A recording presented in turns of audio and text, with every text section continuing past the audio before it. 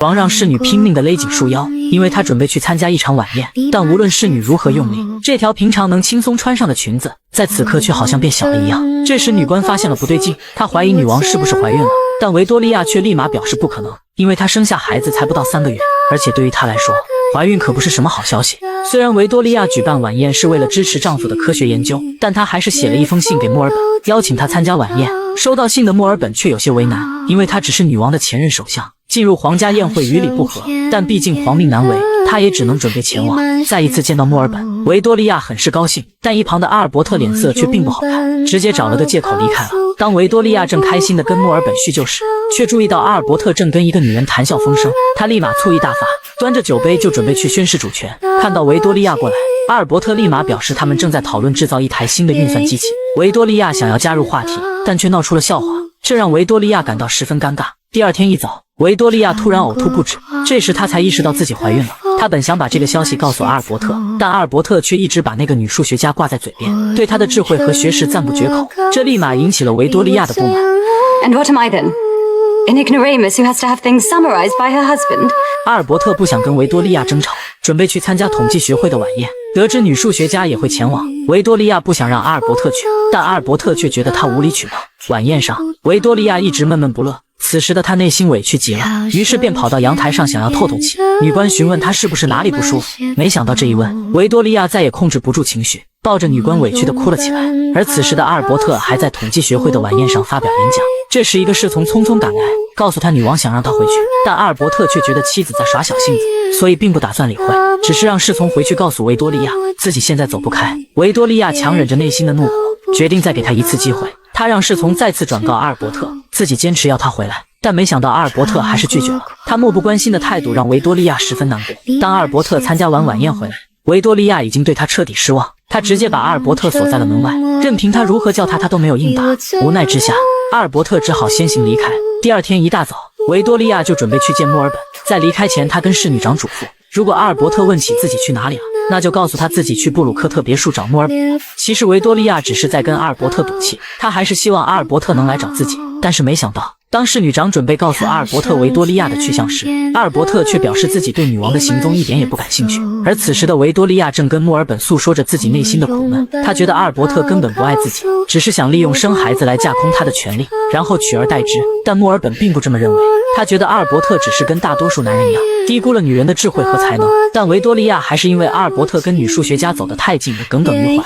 墨尔本让他不要自寻烦恼，因为据他所知，如果一个男人真的对某个女人感兴趣，也不可能是通过数学研究这种方式来获得对方的好感。墨尔本的话让维多利亚终于松了一口气。这时利奥波德从侍女长的口中得知了维多利亚怀孕的消息，于是他立马找到阿尔伯特，把这个消息告诉了他。等维多利亚回来，阿尔伯特就怒气冲冲地质问他，为什么不把怀孕的消息告诉他。维多利亚表示自己在晚宴那天准备告诉他的，但他根本不给自己机会。得知阿尔伯特今天又去见了女数学家，维多利亚气不打一处来，俩人又闹得不欢而散。墨尔本担心维多利亚还在为那些莫须有的事而忧心，于是便给他写了一封信，而这也是他写给维多利亚的最后一封信，因为他刚从医生口中得知自己已经身患重病，将不久于人世。收到信的维多利亚心里踏实了不少，他决定亲自去见一见那位女数学家，不料却意外得知女数学家已经有了3个孩子，而且对方跟他有着相似的处境，如果不是因为生孩子，数学界或许早就有了他的一席之地。他表示有无数次他都希望自己是个男子，而维多利亚恰好也有同样的想法。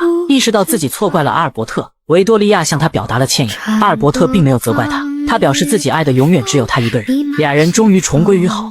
价值63000英镑的丝绸裙子，配上奢华的珠宝项链，今天的女王格外耀眼。舞会上，所有人都穿着由丝绸制作的华服，就连墨尔本也赶来捧场。因为这场舞会最终的目的是为了帮助一位丝绸商人打开销路。就在不久前，一个丝绸商突然找到维多利亚，他表示国外进口的丝绸已经对他的生意造成了很大的冲击，他想要得到女王的帮助。为了体现自己对民众的关心，维多利亚找来了阿尔伯特他们出谋划策。这时有人提议让维多利亚穿着商人的丝绸举办一场奢华的舞会，这样肯定会引起其他人跟风。维多利亚觉得这个办法非常好，但首相罗伯特却站出来反对，因为此时底层的人民都在饿肚子，在这个节骨眼举办舞会，恐怕会引起误解。Misconstrued, Prime I'm Minister. thinking of Marie Antoinette, the late Queen of France, Mum, who when the Paris mob demanded bread, replied, let them eat cake. 但维多利亚却选择一意孤行。当贵族们都沉浸在舞池中央时，宫门外却被围得水泄不通，民众对女王的行为感到非常愤怒，而维多利亚对这一切却浑然不知。直到阿尔伯特叫她去窗台那里，她才知道自己的行为已经引发了众怒。看着昨晚舞会上剩下的各种珍馐美味，维多利亚只觉得非常浪费。她决定把这些食物送给穷人，但这并不能为她的错误买单。舞会的事还是演变成了丑闻，被登上了头版头条。人们都在谴责女王只顾着自己享乐，根本不管人民的死活。舆论愈演愈烈，这让维多利亚十分头疼。她只能写信给墨尔本求助，但却迟迟都没收到回信。于是便让侍女亲自去找墨尔本问个清楚。但此时的墨尔本已经无心国事，他只想平静地走完自己最后的时光。There's nothing wrong with me apart from congenital laziness. How's that? 为了证明自己举办舞会确实起到了作用，维多利亚只能亲自来找丝绸商。而丝绸商见到维多利亚后，言语之中全是对她的感激，因为自从举办舞会之后，她的生意就开始爆火，这也让维多利亚有了一丝安慰。另一边，阿尔伯特在参观议会大楼时，刚好碰到了正在发呆的墨尔本，从而得知了墨尔本身患重病的消息。回去之后，阿尔伯特就把这个消息告诉了维多利亚，这让维多利亚一时难以接受。第二天，维多利亚就来到了墨尔本的住处，并送给了他一只能唱歌的机械鸟。虽然维多利亚没说，但墨尔本明白他已经知道了自己的病情，于是跟他做了最后的道别。I learned so much from you, you know. From me. More than you can imagine. Goodbye, Lord M. 回去之后，维多利亚突然发现陪伴自己10几年的宠物狗已经离世，这让她突然想到了墨尔本。在她最孤立无援的时候，是墨尔本一直陪在她的身边，她无法接受她要离自己而去。还好她现在还有阿尔伯特。看到维多利亚如此伤心，阿尔伯特也只能尽量的给她安慰。He was old. His time had come. 连风都听不到。I will miss him so much. 飘上天边的云，弥漫。Everything changes. Sure. 我用奔跑靠 Except us. 你我不。第二天，维多利亚就埋葬了自己的宠物狗，而墨尔本也在不久后离开了人世。维多利亚沉浸在悲痛中无法自拔。一段时间后，她终于迎来了自己第二个孩子的出生。王第二次分娩，却遭遇难产。为了保住女王的性命，医生只能上产前。维多利亚被吓坏了，她害怕自己这一次挺不过来了。阿尔伯特也只能不停地安慰她。大臣们担心女王发生意外，都在门外守候。看到阿尔伯特出来，他们紧张万分。We have a Prince of Wales. 众人纷纷鼓掌表示祝贺，但维多利亚的脸上却看不到丝毫喜悦。自从生完孩子，她每天郁郁寡欢。幸好有阿尔伯特时刻陪在她的身边，她才感觉自己不是孤身一人。然而这天侍从给阿尔伯特送来一封信，侍从担忧的神情让阿尔伯特感到不安。白色的信封预示着亲人去世的消息，他犹豫地拿过信，却迟迟不敢打开。这时维多利亚发现了不对劲，他走到阿尔伯特身边，询问是不是他的父亲出事了。阿尔伯特却始终保持沉默，因为他心里早已有了答案。原来就在不久前，阿尔伯特的父亲从白金汉宫回到了科堡，在跟其中一个情人亲热时，由于太激动导致癫痫发作，直接死在了床上。阿尔伯特准备回家料理父亲的丧事，维多利亚也想跟他一起去，因为从结婚到现在，她跟丈夫从来没有分开过。但阿尔伯特担心维多利亚刚刚生产完，身体会吃不消，所以他决定独自前往。目送阿尔伯特离开，维多利亚的心里很不是滋味，她害怕这次的打击太大，阿尔伯特无法独自承受，也担心自己没了丈夫的陪伴会坚持不下去。而阿尔伯特刚离开不久，维多利亚就开始变得焦躁不安。奶妈过来把孩子抱给她，维多利亚却显得精神恍惚。她只关心丈夫有没有消息，而对于手里的孩子，她好像完全不在意。在处理国事时，维多利亚也显得力不从心。大臣建议让她出席隧道开通的仪式，但维多利亚却表示自己不想出门。她不知道自己到底怎么了，母亲想要安慰她，但却不知道该如何开口。而维多利亚满脑子只想着阿尔伯特快点回来，因为她从来没有像现在这样沮丧。虽然维多利亚有时很抗拒孩子的靠近，但夜深人静的时候，她又忍不住偷偷的去看一眼。看到孩子那么小那么乖，维多利亚的心里充满了愧疚。她觉得自己对孩子似乎太过冷漠。这天，罗伯特突然慌张地找到维多利亚，原来伦敦塔的机械库发生了爆炸，有5人死亡，多人受伤。维多利亚表示自己会致上悼词，但考虑到事情的严重性，罗伯特建议他去医院探望伤者，这让维多利亚有些不知所措。他不确定自己能不能做好，但罗伯特还是强烈建议他出席，维多利亚也只好妥协。尽管踏出这一步很难，但维多利亚知道身为女王的责任。看到医院的伤者，维多利亚情绪有些失控，她既是为伤者而哭，也是为自己而哭。回去之后，侍女长看出维多利亚是得了产后抑郁，也知道此时她最需要的是关爱和理解。她告诉维多利亚，每个女人生完孩子后都会情绪低落，这是很正常的，更何况维多利亚还要管理一个国家，也许他现在会觉得很烦，但一切都会好起来的。听完侍女长的话，维多利亚的心里总算有了一丝慰藉。然而此时的阿尔伯特却并不好过，父亲的离世已经让他深受打击。哥哥本想安慰他，所以告诉了他一个惊天秘密，原来叔叔利奥波德才是他的亲生父亲。但阿尔伯特听到这个消息却彻底崩溃，他找到利奥波德质问，心里全是对他的怨恨。 My entire life a lie. Victoria married to a bastard. My children illegitimate. 面对阿尔伯特的愤怒，利奥波德却让他保守秘密，而阿尔伯特只想赶紧逃离这里。安葬好父亲后，阿尔伯特就踏上了回去的路程。几天后，维多利亚终于等到阿尔伯特回来，他高兴地上去迎接，却发现阿尔伯特看起来很是疲惫。阿尔伯特解释说自己赶路太累了。在接下来的日子里，阿尔伯特一直忧心忡忡。维多利亚以为他是因为父亲的离世太过伤心，所以也并没有太在意。但阿尔伯特一想到自己是个私生子，就不知道该怎么面对维多利亚。这天，罗伯特告诉维多利亚，法国和西班牙准备联姻，这会影响到他们国家的利益。于是维多利亚决定亲自去一趟法国。考虑到阿尔伯特最近的精神状况，维多利亚决定带他一同前往。第一次坐游轮看到大海，维多利亚很是兴奋，但阿尔伯特却始终打不起精神。抵达法国后，在去皇宫的路上，维多利亚被街上浓妆艳抹的法国女人所吸引，看到她们靓丽的服饰以及头上的装饰，她的眼里满是羡慕，瞬间觉得自己土掉渣了。这时一旁的侍女也忍不住嘲笑女王是个土老帽。而回到房间的维多利亚此刻已经迫不及待地想要尝试第一次化妆。是女王第一次化妆，侍女往她的脸上涂上胭脂。此时的维多利亚就像一个好奇宝宝，从来没用过化妆品的她脸上写满了兴奋和期待。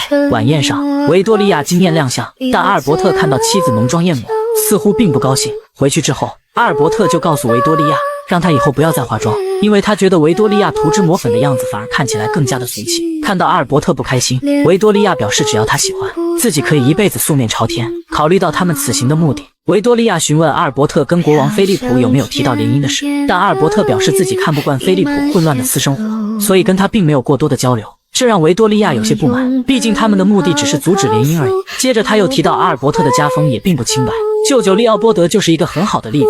没想到这句话戳到了阿尔伯特的痛处，还没等维多利亚反应过来，他突然情绪失控，这让维多利亚感到莫名其妙。第二天，心情郁闷的阿尔伯特跟法国王子出来散步，却意外发现了一个瀑布，这让他似乎找到了宣泄情绪的方法。此时的阿尔伯特已经把所有的烦恼都抛诸脑后，这一幕刚好被维多利亚看在了眼里。她好久都没看到丈夫这么开心了。然而等阿尔伯特回来，维多利亚却显得十分生气，她指责阿尔伯特没有一点亲王的样子，竟然当众脱光了衣服去游泳。阿尔伯特刚想解释，维多利亚却突然面露微笑，原来他只是在开玩笑。看到阿尔伯特不再愁眉苦脸，维多利亚总算松了一口气。而面对妻子的关心，阿尔伯特也决定坦白一切，他把自己的身世告诉了维多利亚。得知真相的维多利亚却一脸平静，只是想到阿尔伯特最近的反常举动，她这才意识到丈夫这段时间承受了多么大的压力。阿尔伯特觉得自己是个私生子，配不上维多利亚，但维多利亚对此却丝毫不在乎，因为她爱的一直都是阿尔伯特这个人，无关于身份地位。她的态度让阿尔伯特十分感动。解决了家事，他们就开始办国事。没了心事的阿尔伯特凭借一番出色的口才，成功说服了菲利普放弃联姻。在回去的路上，阿尔伯特感到前所未有的轻松。不久之后，维多利亚再次有了身孕，然而她刚刚生下女儿不久，邻国爱尔兰却发生了蝗灾，庄稼颗粒无收，老百姓没有东西吃，就只能用烂掉的土豆充饥。医生特雷尔看到被饥饿折磨而死去的人民，感到非常痛心，他想让教会发放善款，但教会却认为这是个无底洞，所以不愿意出手。无奈之下，特雷尔只能写信寻求女王的帮助。收到消息的维多利亚决定给爱尔兰提供救援资金，但却遭到了首相罗伯特的反对，因为他对信里的内容有所怀疑。为了弄清楚真实情况，维多利亚决定亲自去一趟爱尔兰，但罗伯特觉得这样做太过冒险，在那里他无法保证女王的人身安全。再三考虑后，维多利亚决定让特雷尔亲自来一趟英格兰，于是便给他写了一封信。收到信的特雷尔立马启程，独自踏上了前往英格兰的道路。见到维多利亚后，他如实告知了爱尔兰人民的艰难处境。 Grown men staggering as if drunk, but actually weak from starvation. Old people who turn away what little nourishment they are offered because they would rather die than be a burden to their families. Babies screaming at their mother's breast because she has no milk. 特雷尔的一番话让维多利亚十分难受，她无法对这一切坐视不管，眼睁睁地看着爱尔兰人民在饥饿和疾病中死去。但罗伯特还是坚持拒绝向爱尔兰提供支援，而这一次维多利亚并没有立马反驳他，而是示意他跟自己走一趟。来到育婴室后，维多利亚抱起了自己刚出生不久的女儿，她表示如果母亲因为饥饿而没有奶水，只能眼睁睁地看着孩子死去会是一种什么感受。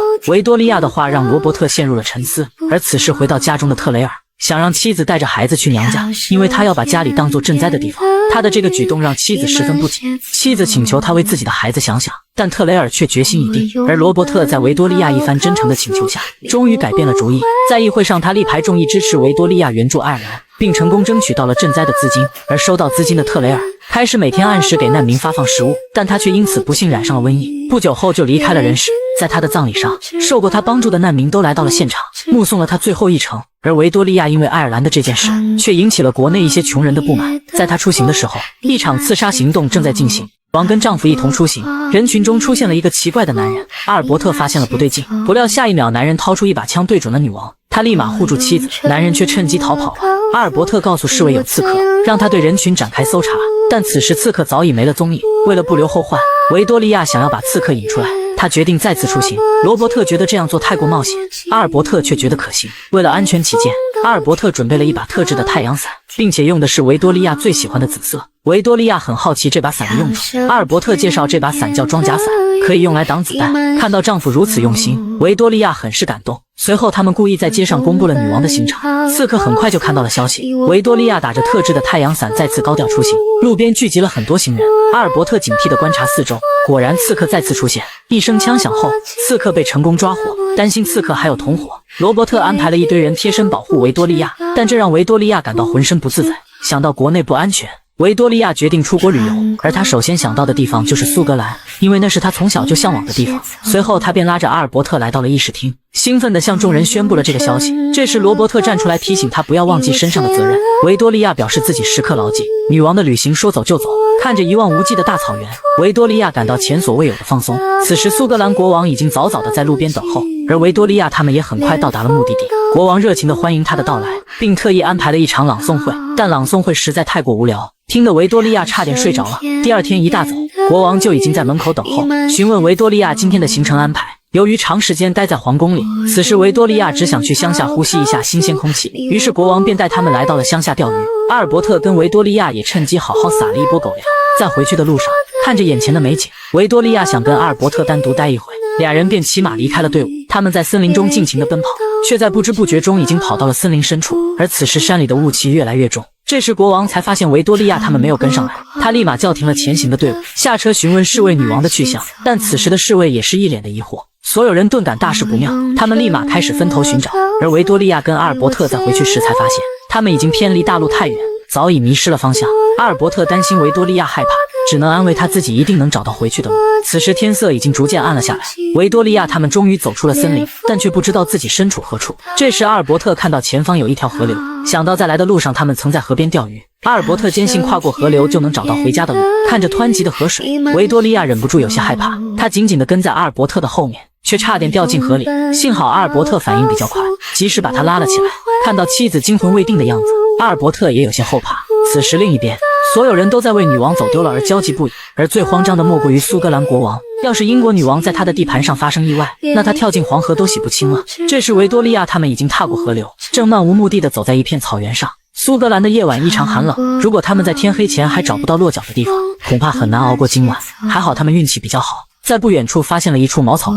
阿尔伯特上前敲门，然后礼貌地站在一旁等候。过了一会，门被打开了，开门的是一位老大爷。老大爷跟妻子热情款待了维多利亚他们，并把唯一的床让了出来，准备自己带着妻子去马厩凑合一晚。而此时侍卫们还在漫山遍野地寻找女王的踪迹。第二天一大早，维多利亚他们刚刚睡醒，就看到侍卫已经找了过来，但他们却有点舍不得离开。在离开前，维多利亚对老夫妇表示了感谢，随后便跟随侍卫一起回到了镇上。看到女王安然无恙，苏格兰国王这才松了一口气。在接下来的几天里，他们纵情歌舞。临行前，维多利亚跟苏格兰国王道了别，并且感谢了他的盛情款待，然后便踏上了返回英格兰的路程。在路上，阿尔伯特看到了温馨的一家三口，眼里满是羡慕，因为这正是他梦想中的生活。回去之后，他跟维多利亚非常想念在老夫妇家度过的那一晚，因为那是第一次他们像普通夫妻一样坐在一起，享受美食，闲聊家常。此时维多利亚跟阿尔伯特已经有了3个孩子，孩子教育的问题也随之而来，而他们的爱情也将再一次迎来考验。王负责每天貌美如花，丈夫则负责在家带娃，但女官偏要在中间横插一脚，处处干预孩子的养育问题。这天阿尔伯特一进门就发现房间里的窗户全都打开了，考虑到女儿从小身体就虚弱，他连忙去把窗户关上。女官对此却一脸的不屑。维多利亚也觉得丈夫过于紧张，但阿尔伯特只担心女儿会因此着凉，没想到他刚刚坐下，女官就阴阳怪气地说孩子需要呼吸新鲜空气。维多利亚也觉得有道理，于是当着丈夫的面，她又跑去把窗户打开了。被妻子当场打脸的阿尔伯特感觉有点下不来台，但他不想因此和妻子发生争吵，于是只能随便找了个借口就匆匆离开了，留下维多利亚一脸的不知所措。趁着阿尔伯特不在，女官又自作主张要带着公主去花园兜风，因为她觉得多呼吸新鲜空气能让公主的身体更健康。考虑到自己从小就是女官一手带大的，维多利亚想都没想就答应了。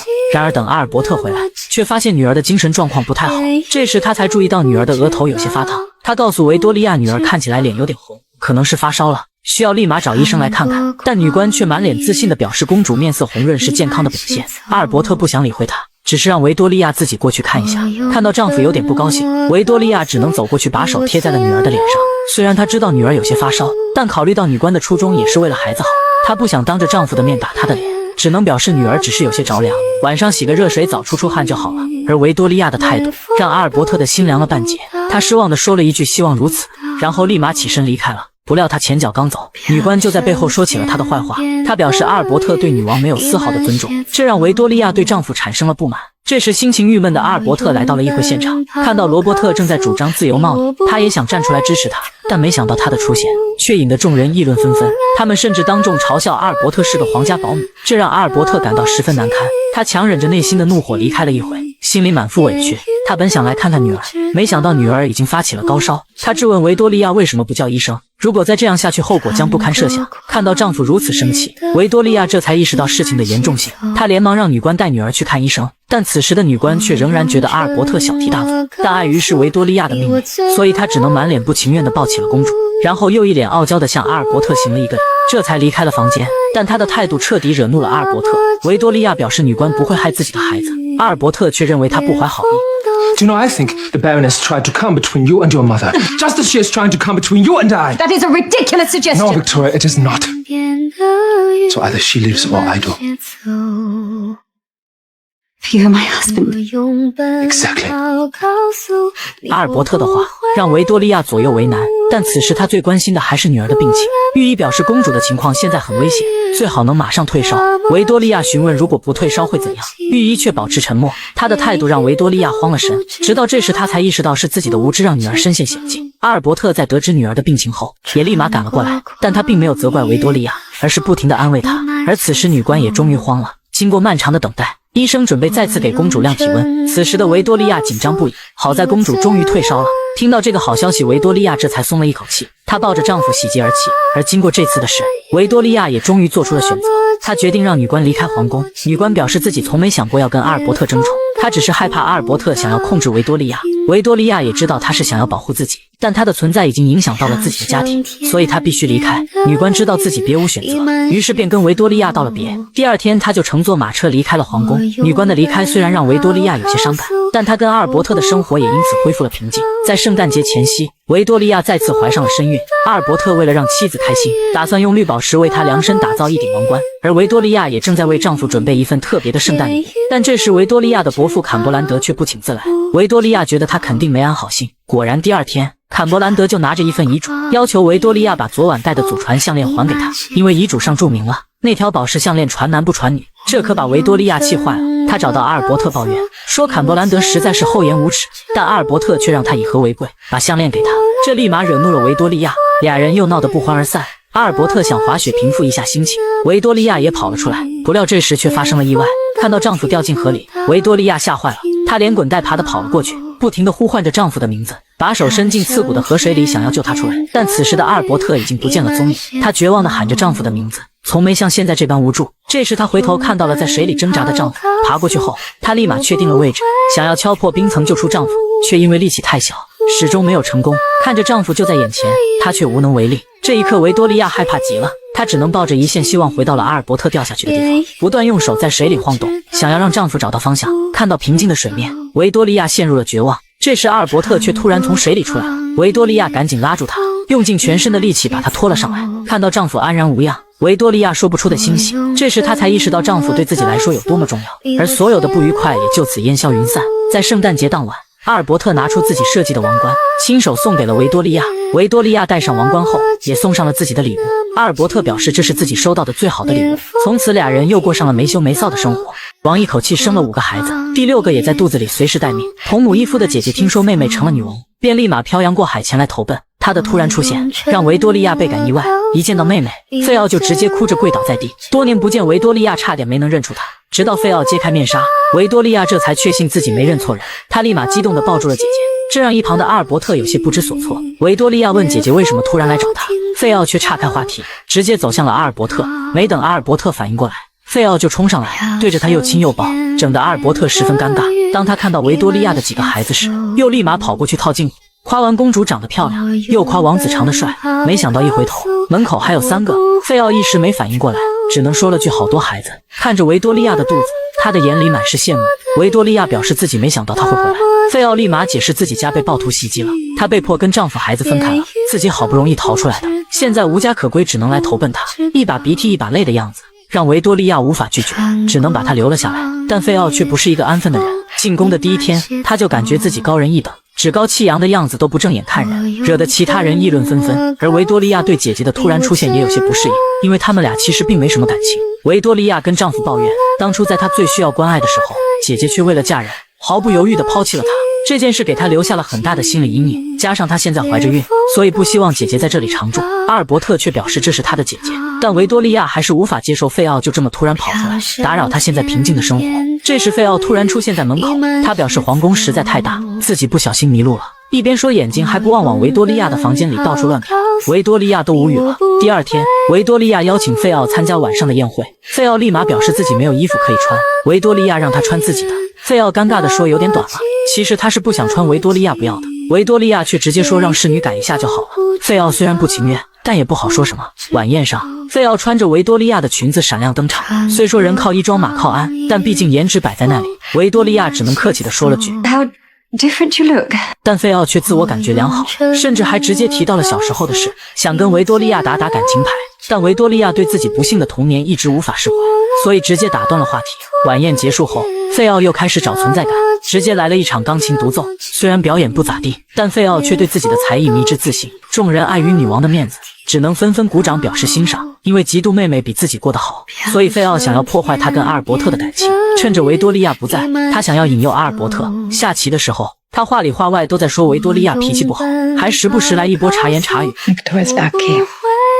Her husband like you. 但阿尔伯特根本不吃他这套，眼看着妹夫不接茬，他也觉得自找没趣，于是独自一人跑到走廊瞎晃悠。这时他无意间看到了自己祖父的画像，正当他看得出神，维多利亚的儿子破地却跑了过来，问他是不是想做女王。虽然他嘴上说着不愿意，但下一秒就趁着没人，偷偷地把维多利亚的项链戴在了自己的脖子上，还在镜子面前自我欣赏了一番。看着窗外的维多利亚，他的眼神里写满了不甘，心里暗暗发誓要抢走妹妹的一切。不料这天他没能控制住情绪，不小心说错了话，惹得维多利亚有些不高兴。反应过来后，他才后悔自己嘴欠，生怕妹妹一气之下把自己赶了出去。于是他便找到阿尔伯特，委屈巴巴地说自己要离开这里。得知这件事的维多利亚觉得自己对姐姐的态度不太好，于是便亲自跟她道歉，并让她安心住下。听到这话，费奥激动地表示自己只是想留在维多利亚身边照顾她。看到姐姐这么关心自己，维多利亚顿时心生愧疚，殊不知这一切都是姐姐早就算计好的。这时法国发生大革命，人民推翻了君主专制，很快这把革命之火就烧到了英格兰，民众聚集在宫门外，情绪十分激动，大臣担心会发生暴乱，于是劝维多利亚离开伦敦去怀特岛避难。但维多利亚不想做逃亡的君主，坚持要留下来。阿尔伯特担心他的安危，于是便让侍从安排撤离。不料这时意外发生了，阿尔伯特吓坏了，他连忙跑过去询问妻子有没有受伤，并让侍从立马去拉响警报。看到妻子惊魂未定，阿尔伯特表示他们要立马撤离，但维多利亚却说他现在走不了，原来他刚才受了惊吓，因此动了胎气，现在羊水已经破了，孩子马上就要出生了。是女王第6次分娩，但孩子却迟迟生不下来。王子看到这一幕，眼里满是担忧，他害怕妈妈会难产而死。公主却一脸的淡定。 If she does, you'll be king and you'll have a crown and everybody will curtsy to you. 这时侍女找了过来，把他们带回了卧室。回到房间的破地只能跪在地上祈祷妈妈能平安无事。而阿尔伯特在平息暴乱后，也立马陪在了维多利亚的身边。随着一声钟响，女王顺利诞下一位公主。然而维多利亚还没来得及高兴，大臣又传来了一个坏消息，民众准备举行一场几千人的集会，想要让工人阶级对国家事务获得自由投票的权利。威灵顿公爵担心事情会失控，所以建议维多利亚离开伦敦，但维多利亚不相信自己的臣民会伤害他们的女儿，所以坚决要留下来。产后抑郁加上国家的动荡，让维多利亚变得十分脆弱。阿尔伯特告诉他，在他的心中，没有什么能比妻子还有孩子的安全更重要。看到丈夫担忧的神情，维多利亚也终于妥协了。不料在离开前，一个参加集会的侍女突然告诉维多利亚，他们这次集会的目的只是想要向政府递交请愿书，而不是发动暴乱。这让维多利亚立马改了主意，她想要说服阿尔伯特留下来。阿尔伯特却觉得他太过天真，维多利亚想要解释，但阿尔伯特却直言维多利亚只是活在自己美好的幻想里。这一刻，维多利亚对丈夫十分失望。然而她前脚刚走，费奥后脚就开始挑拨离间，说妹妹只喜欢别人顺从她，根本听不进去别人的意见，一点都不理解阿尔伯特的良苦用心。但阿尔伯特没把他的话当回事。在去奥斯本宫的路上，维多利亚一直神情恍惚，直到到了目的地，在阿尔伯特的陪伴下，她的心情才有所好转。正当俩人准备更进一步时，费奥却突然出现了，打断了他们之间暧昧的气氛。费奥表示宫里送来了一封信，维多利亚拿过信走到一边看了起来。看完信的维多利亚瞬间变脸，原来那个侍女没有骗她，集会只是向政府递交了请愿书，并没有发生暴乱。这让维多利亚感觉自己逃跑是一件很可笑的事，而她把这一切的责任都怪在了阿尔伯特的身上。阿尔伯特想要解释自己是为了她好，但维多利亚被愤怒冲昏了头脑，她觉得是阿尔伯特不信任自己才导致了这样的结果。如果当初阿尔伯特能听自己解释，那他现在就不会沦为所有人的笑话。说完就气冲冲地离开了，这让阿尔伯特感到十分郁闷。这时费奥又站出来安慰他，并且还动手动脚的，但他的这种亲近行为让阿尔伯特感到十分不自在。碍于她是维多利亚的姐姐，阿尔伯特不好说什么，只能赶紧从旁边的房间离开了，留下费奥在房间里独自凌乱。这天在孩子的教育问题上，维多利亚跟丈夫再一次产生了分歧。阿尔伯特觉得妻子对孩子疏于管教，但维多利亚却表示自己是女王，每天要处理一大堆的事，哪里还有时间去教育孩子。俩人吵得不可开交。维多利亚本想在海水里冷静一下，不料却发生了意外。侍女南希见状，连忙跳下去救他，最终俩人体力耗尽，倒在了沙滩上。众人看到这一幕都被吓坏了，还没等维多利亚喘口气，首相跟他的助手帕默斯顿却找了过来，他们想要让维多利亚回伦敦。晚上玩牌的时候，维多利亚在帕默斯顿那里得知了一个意外的消息，费奥老家的暴乱已经平息了。维多利亚想让费奥回家跟丈夫孩子团聚，但费奥听到这个消息却没有一丝的喜悦，反而各种找借口想要留下来，这让维多利亚很是费解。但帕默斯顿一眼就看出了费奥的小心思，于是便在走廊拦住了他的去路，让他不要玩那些把戏，企图得到一些不属于自己的东西。虽然费奥一如既往的嘴硬，但心里却已经慌得不行。不料这晚帕默斯顿偷偷溜进公爵夫人的房间，却发现床上躺的是费奥。虽然他极力解释这是一场误会，并立马离开了，但还是被费奥抓住了把柄。第二天，费奥就拿这件事威胁帕默斯顿，让他帮自己留下来。帕默斯顿为了保住名声，也只能答应。而另一边，维多利亚向阿尔伯特提议回伦敦，但阿尔伯特认为这里的环境更有利于儿子的教育，说什么都不肯回去。俩人谁也不让谁。当维多利亚心情郁闷地回到房间时，侍女南希却突然提出辞职，这让维多利亚一时无法接受，因为从她坐上王位那天开始，南希就一直陪在她的身边。晚宴上，维多利亚一直闷闷不乐。这时珀蒂拿作业给阿尔伯特检查，阿尔伯特想要纠正儿子的错误，却引起了维多利亚的不满。阿尔伯特表示孩子的教育都是他在做，妻子一天都没管过，所以根本没资格指手画脚。他的态度彻底惹怒了维多利亚，众人吓得不敢吱声，俩人的矛盾也再次升级。费奥则开始趁机煽风点火，他告诉维多利亚，阿尔伯特想要控制他，并且表示只要能维护维多利亚的权威，自己会不惜一切代价。这可把维多利亚感动坏了。接着他又跑到阿尔伯特那里信口胡诌，表示维多利亚因为生了孩子，所以变得非常不理智，如果她不再怀孕，说不定神智就能恢复正常。正在气头上的阿尔伯特就这样被他的三言两语给忽悠了。回到伦敦后，维多利亚逐渐冷静了下来。到了晚上，他本想找阿尔伯特好好谈谈，但没想到阿尔伯特直接把他锁在了门外，无论他怎么叫门都不开。这下维多利亚是真的生气了，而且是怎么哄都哄不好的那种。王一觉醒来，发现自己怀了第7胎，但她却高兴不起来，因为此时的她正跟丈夫冷战，每天交流全靠写信，身边的侍从也都变成了信使。对此他们十分无奈，但又毫无办法。虽然小两口闹了矛盾，但在重要场合他们还是要一同出席，双方谁也不愿先低头。最后还是女王比较大度，给了丈夫个台阶。在他们牵手的瞬间，侍女也终于松了一口气，事后还不忘八卦一番。 I do believe the prince is smiling at the queen. That is just for the public, I'm afraid. Perhaps that's all marriage is. Presenting an appropriate facade. 当维多利亚忙着接见各国使臣时，伦敦却爆发了霍乱，死亡人数正在持续增加。很快消息就传到了宫里，维多利亚对此非常重视。首相表示他们会竭尽所能阻止病情扩散。阿尔伯特认为首先应该找出根源，但帕默斯顿却表示反对，因为从政治家的立场来看，这完全是在浪费时间。这番言论气得阿尔伯特直翻白眼，这时阿尔伯特收到了剑桥大学的任命，让他担任他们学校的校长。得知消息的维多利亚很是气愤，她无法接受丈夫在这个时候离开，但阿尔伯特却表示他根本不听自己的建议，他留在这里也没用，还不如去做自己的事业。而他们的争吵都被在门外的费奥听得一清二楚。等阿尔伯特离开后，费奥就开始充当知心大姐，企图加深维多利亚跟阿尔伯特之间的矛盾。没成想维多利亚根本不上当，这让费奥十分气恼。而维多利亚最终还是采用了丈夫的建议，她找来了几个医生，让他们尽快找出疾病的根源。为了让民众安心，维多利亚冒着被感染的风险来到了医院。这时她看到了一个正被疾病折磨的孩子，这让她感到十分难受。在回去的路上，维多利亚的心情异常沉重。当看到自己的孩子安然无恙时，她感到前所未有的安心。但医院里看到的那一幕始终让她无法释怀。而在其中一个医生的不懈努力下，终于发现了疾病爆发的源头。调查表明，所有感染了霍乱的病人都喝过同一个抽水机里的水。他立马把这个发现告诉了维多利亚，但一旁的侍从听说抽水机的位置，却突然脸色大变。原来南希跟她的丈夫就住在那附近，而南希因为怀孕，昨天刚去那里买过保胎药，而制作保胎药的水就来自于那个抽水机。听到这个消息，维多利亚立马坐车前往，一路上她都感到十分不安，但他们还是来晚了一步。此时的南希已经病重，维多利亚让医生赶紧想办法。看到南希躺在床上奄奄一息，维多利亚的心里很不是滋味。这时南希突然醒了过来，看到维多利亚来看自己，她第一反应就是起来服侍她梳头。维多利亚赶紧让她好好休息。病痛的折磨让南希痛不欲生，撕心裂肺的惨叫声响彻整个房间。维多利亚再也不忍心看下去，她强忍着内心的悲痛走到了外面。看到医生出来，她赶紧询问医生南希的情况，但医生的沉默已经说明了一切。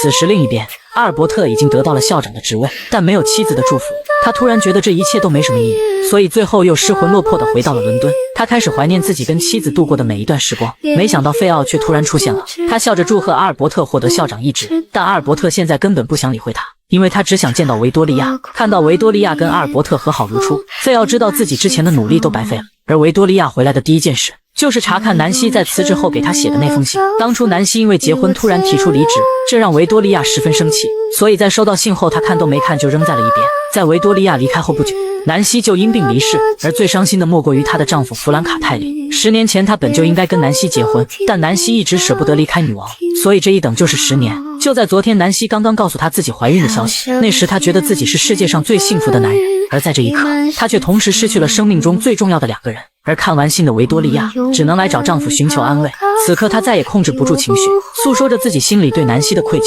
阿尔伯特看到妻子这么难过，顿时心疼不已。他告诉维多利亚，这不是他的错。而经过这次的事，2人之前的矛盾也就此化解。但费奥怎么会容忍妹妹过得比自己幸福？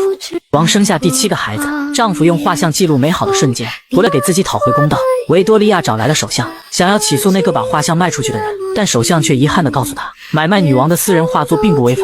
维多利亚只能吸取教训，下次找画师时长个心眼。这让维多利亚有苦难言，而不想要劝说儿子去学习，没想到儿子却语出惊人。I hope Mama dies soon, so I can be king and I can do anything I want. 看到儿他的真面目，但阿尔伯特却对费奥越来越信任，不仅把洗礼仪式全权交给他去筹办，还听了他的建议，特意请来了一名脑部专家，想要检查伯蒂的精神状况。这时医生把一个夹子放在伯蒂的头上，看到儿子难受的样子，维多利亚十分心疼。最后医生得出结论，伯蒂有潜在的精神疾病。维多利亚觉得很可笑，阿尔伯特却一直为费奥说话，认为是维多利亚想多了，毕竟费奥是他的姐姐，又不是敌人。听到这话的维多利亚更加来气，他愤怒地表示姐姐有时候也可以是敌人。看到妻子情绪失控，阿尔伯特不想跟他争吵。舞会上，维多利亚一直闷闷不乐，但为了保持女王的风范，她还是硬着头皮跟丈夫跳完了开场舞，一曲舞罢。他的这话的费奥一脸得意，这让维多利亚十分无语。等阿尔伯特离开后，维多利亚提出跟费奥单独谈谈，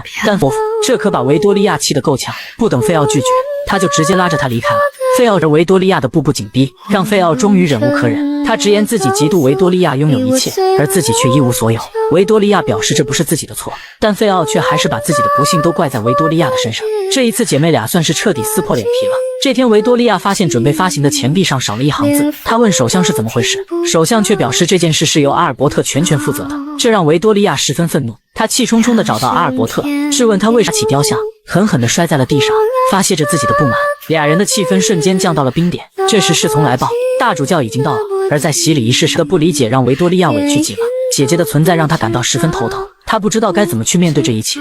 阿尔伯特为了不跟妻子争吵，只能埋头做事业。此时的他正计划举办一场世界性的展会，并把展会的地址选在了一处自然公园，但这却引起了议会的不满。因为这项工程不但花费巨大，而且还会破坏自然环境，甚至还要锯掉一棵上百年的古树。很快这件事就被登上了报纸。得知这件事的维多利亚立马找到阿尔伯特，她指责丈夫的行为已经引起了众怒，但一旁的费奥却站出来支持阿尔伯特，这让维多利亚十分气愤。等费奥带着孩子们离开后，维多利亚立马表示要送费奥回家，但阿尔伯特却觉得他太过幼稚，老是跟自己的姐姐较劲。丈夫的态度让维多利亚无计可施，她只能找到外交大臣寻求帮助。帕莫斯顿告诉她，不能用武力对付的敌人，只能化敌为友。维多利亚立马心领神会，于是她马上召见了费奥，而费奥对维多利亚突如其来的热情有些受宠若惊。维多利亚为了表示自己的善意，让费奥直接提条件，他表示自己会满足他的一切请求。听到这话的费奥没有丝毫客气，他提出想接自己16岁的女儿来宫里，给他找个好人家。维多利亚对此欣然同意。看到丈夫被舆论困扰，维多利亚十分头疼。这天威灵顿公爵找到维多利亚，他表示自己年事已高，想要回家养老，于是便辞去了军队总司令一职，并且表示机会应该让给年轻人。这让维多利亚立马想到了阿尔伯特。看到这里，我也忍不住想感慨一下，换了新电脑后，剪辑确实快多了，旧的我放转转上卖了。现在数码产品更新换代这么快，换下的旧手机、平板、笔记本啥的，我都会约个转转上门回收。他家是真方便，下个单就有人免费上门估价。我那台 vivo X80 和苹果 MacBook Pro 一共卖了6300多，钱到账了，工程师才走，特别靠谱。总之，听我的，回收数码产品，去转转就对了。为了转移丈夫的注意力，她决定把这个职位给他，但阿尔伯特却一脸的不情愿，因为他觉得举办展会是他唯一能证明自己的机会。看到丈夫态度坚决，维多利亚并没有强求，但阿尔伯特很快就遇到了难题。展馆的建造不仅超过了预算，而且至少需要几年的时间才能建成，但阿尔伯特急于证明自己，根本等不了那么久。问题接踵而至，让阿尔伯特十分气馁，眼看着即将实现的梦想却在中途夭折，这让阿尔伯特一时无法接受。这时维多利亚找了过来，丈夫失魂落魄的样子让她十分心疼，她让阿尔伯特不要轻易放弃，但阿尔伯特却觉得自己是个失败者，而维多利亚却表示自己嫁的是个梦想家。有了妻子的鼓励，阿尔伯特也终于重新振作了起来。而维多利亚为了解决丈夫的难题，专门请来了一位著名的园丁。阿尔伯特趁机提出了自己的要求，表示展馆需要在几个月内完成，并且容易拆卸，预算也不能太大，最重要的是不能破坏公园原有的自然环境。园丁则表示玻璃材料可以达到他的一切要求。问题得到了解决，阿尔伯特终于露出了笑容，这一幕也让维多利亚十分开心。从此阿尔伯特也开始全身心地投入到展会的建造中，每天他都忙到深夜，累得倒头就睡。很快费奥的女儿海蒂就来到了皇宫，伯蒂却对海蒂一见钟情。得知费奥想给女儿找门好亲事，阿尔伯特提到普鲁士国王的弟弟西吉斯蒙德在展会那天也会过来，他跟海蒂年龄相仿，如果他们情投意合，这将是一桩不错的姻缘。费奥表面很感谢阿尔伯特的好意，但背地里却跟帕莫斯顿计划着要把女儿嫁给法国国王。不久后，展馆顺利建成，阿尔伯特看着自己的杰作，激动得无法入睡。为了展会的顺利进行，阿尔伯特开始没日没夜的加班。这天半夜，伯蒂突然跑到维多利亚的房间，一边哭一边喊着爸爸死了。被惊醒的维多利亚立马慌了，她赶紧带着儿子跑到书房，看着丈夫躺在椅子上一动不动，维多利亚吓坏了。她不停地呼唤着丈夫的名字，还好丈夫只是睡着了。维多利亚也终于松了一口气。看到阿尔伯特这么不爱惜自己的身体，维多利亚有些生气。阿尔伯特立马表示下不为例。为了能让海蒂体面地参加展会，维多利亚特意送了她一条裙子，这让海蒂十分的高兴。她觉得小姨对自己实在太好了，但费奥却觉得这是维多利亚应该的。在展会这天，维多利亚跟丈夫盛装出席，一切都进展得十分顺利。在展会上，阿尔伯特把女儿维基介绍给了普鲁士的皇太子，维基礼貌地给对方行了一个礼，皇太子也绅士地做出回应，但维基却一脸的嫌弃。这时阿尔伯特又把海蒂介绍给了普鲁士国王的弟弟，第一次见面，俩人就一见钟情。看到海蒂跟西吉斯蒙德相处得很愉快，阿尔伯特感到非常欣慰。而费奥虽然表面笑嘻嘻，但却满脑子想着让帕莫斯顿牵线搭桥，让女儿做法国王后。但他不知道的是，此时的帕莫斯顿已经找到维多利亚，辞去了外交大臣一职。这时伯蒂突然跪下对海蒂求婚，他让海蒂不要嫁给西吉斯蒙德，但海蒂直接拒绝了他。他表示母亲要她嫁给法国国王，而这一幕都被费奥看在了眼里。他连忙找到帕莫斯顿，想要他帮自己联系上法国国王，但帕莫斯顿却表示自己无能为力，因为他已经不是外交大臣了。帕莫斯顿的一番话让费奥的如意算盘落了空，但他对此又毫无办法，只能气得干跺脚。而另一边，伯蒂因为海蒂拒绝自己的求婚而找到父亲哭诉。阿尔伯特在安慰儿子时却意外得知费奥想要把女儿嫁给法国国王，这让阿尔伯特觉得自己被背叛了。他立马找到维多利亚抱怨，说自己一直以来都十分信任费奥，没想到他却跟自己的死对头狼狈为奸。直到这时他才意识到自己以前错怪了妻子，但维多利亚早就释怀了。正当俩人聊得开心时，费奥却突然跑了过来，对阿尔伯特的展会大获成功表示恭喜，并且感谢他为自己的女儿找了一个好姻缘。而阿尔伯特却不留情面地说出了他跟帕莫斯顿密谋的事。被揭穿真面目的费奥恼羞成怒，他表示自己本来可以让女儿接受伯蒂的求婚，但他觉得伯蒂配不上他的女儿，他知道自己没脸再待下去，于是打算明早就带着女儿离开。但维多利亚却无法忍受他那样羞辱自己的儿子，他追出去叫住了费奥，让他不要把对自己的怨恨加在孩子的身上。但费奥又怎么会听得进去？晚上，维多利亚带着阿尔伯特来到了他当初求婚的地方，俩人正回忆着甜蜜的往事。这时阿尔伯特却感到一阵头晕，然后直接晕倒在地。这一幕把维多利亚吓坏了，她跪在地上不停地呼唤着丈夫的名字，但却得不到丝毫回应。维多利亚第3季的内容到此结束。